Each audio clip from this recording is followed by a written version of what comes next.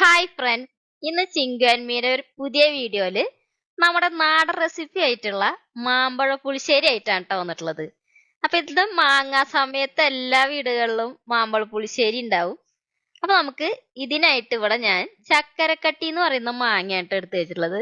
ഇത് തമിഴ്നാട് ബാംഗ്ലൂരൊക്കെ ചക്കരക്കട്ടി എന്നാണ് പറയുന്നത്. നമ്മുടെ നാട്ടില് ഇതിന്റെ പേരെന്താന്ന് എനിക്ക് അറിയില്ല കേട്ടാ.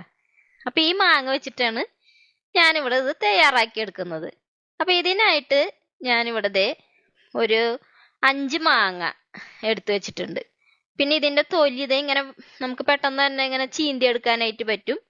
അപ്പൊ നമ്മുടെ മാങ്ങ ഇവിടെ റെഡി ആയിട്ടുണ്ട്.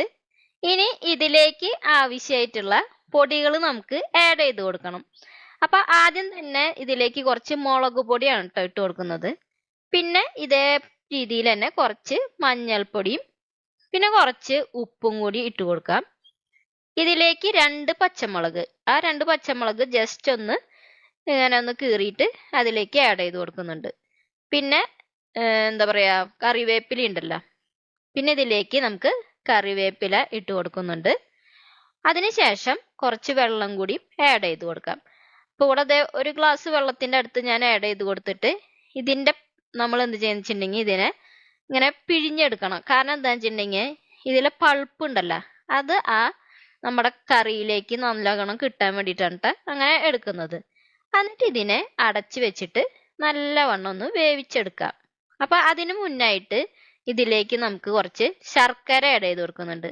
അപ്പൊ എൻ്റെ വീട്ടിലൊക്കെ മാമ്പഴ പുളിശ്ശേരിയിൽ നല്ല മധുരം ഉണ്ടായിരിക്കും ട്ടോ. അപ്പൊ എനിക്കും ആ ഒരു മധുരം ഭയങ്കര ഇഷ്ടമായത് കൊണ്ടാണ് ഞാൻ കുറച്ചും കൂടി ശർക്കരയാണ് അതിലേക്ക് അധികം ആഡ് ചെയ്ത് കൊടുക്കാറ്.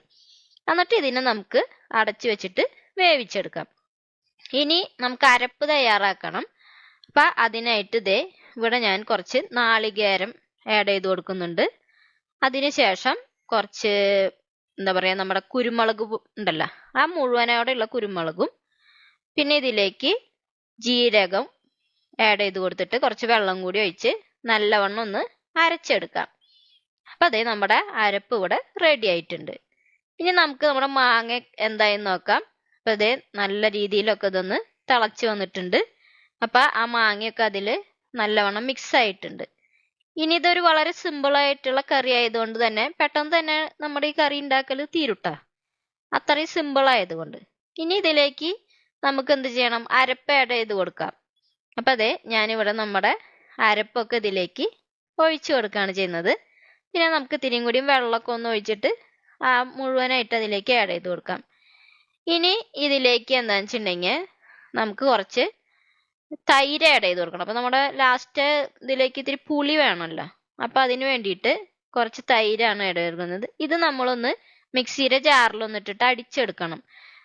കാരണം ഇത് നേരിട്ട് ഒഴിക്കുകയാണെങ്കിൽ ഇതിൽ തരികൾ ഉണ്ടാവും. അപ്പൊ നമ്മുടെ കറിക്ക് ഒരു ഭംഗി ഉണ്ടാവില്ല. എപ്പോഴും നമ്മൾ ഉണ്ടാക്കുമ്പോൾ ഇത്തിരി ഭംഗിയും കൂടി വേണമല്ലോ അല്ലെ. അപ്പൊ ഇങ്ങനെ അതൊന്ന് ഒഴിച്ചു കൊടുത്തിട്ട് ഇതൊന്ന് ജസ്റ്റ് ഒന്ന് തിളച്ചാൽ മതി. അതോടുകൂടി നമ്മുടെ കറിയുടെ എല്ലാ പരിപാടിയും ഇവിടെ അവസാനിക്കും. അപ്പൊ ഇതൊന്ന് തിള വരട്ടെ. പിന്നെ ഞാൻ അതൊന്ന് നോക്കിയപ്പോ ഇതില് എനിക്ക് ഇത്തിരി കൂടി മധുരം ആവശ്യമാണെന്ന് തോന്നി. അപ്പൊ ഇതിലേക്ക് ഞാൻ കുറച്ചും കൂടി ശർക്കര ഇട്ട് കൊടുക്കുന്നുണ്ട് ട്ടാ. ഇനി നിങ്ങൾക്ക് പുളി കൂടുതൽ ഇഷ്ടമുള്ളവരുണ്ടാവും, മധുരം ചിലവർക്ക് കറിയിൽ അത്ര മധുരം ഇഷ്ടമുണ്ടാവില്ല. അങ്ങനെയാണെങ്കിൽ നിങ്ങൾ കുറച്ച് ശർക്കര ഇട്ടാൽ മതി. അപ്പൊ നമ്മുടെ കറി ഇവിടെ തിളച്ചു വന്നിട്ടുണ്ട്. നമുക്ക് ഇതിനൊന്ന് മാറ്റി വെക്കാം. ഇനി ഇതിലേക്ക് നമുക്ക് കടുക് പൊട്ടിക്കണം. അപ്പോൾ ഓയിൽ ഒഴിച്ചിട്ട് കുറച്ച് കടുകും ഉലുവ ഇട്ട് കൊടുത്തു. ഇനി നമുക്ക് ഇതിലേക്ക് വറ്റൽമുളക് ഇട്ട് കൊടുക്കണം. അങ്ങനെ ഞാനിവിടെ 2 വറ്റൽമുളക് ഇതിലേക്ക് ആഡ് ചെയ്തു. പിന്നെ നമുക്ക് ലാസ്റ്റ് നമ്മൾ കുറച്ച് കറിവേപ്പിലയും കൂടി ഇതിൽ ആഡ് ചെയ്ത് കൊടുക്കുന്നുണ്ട്.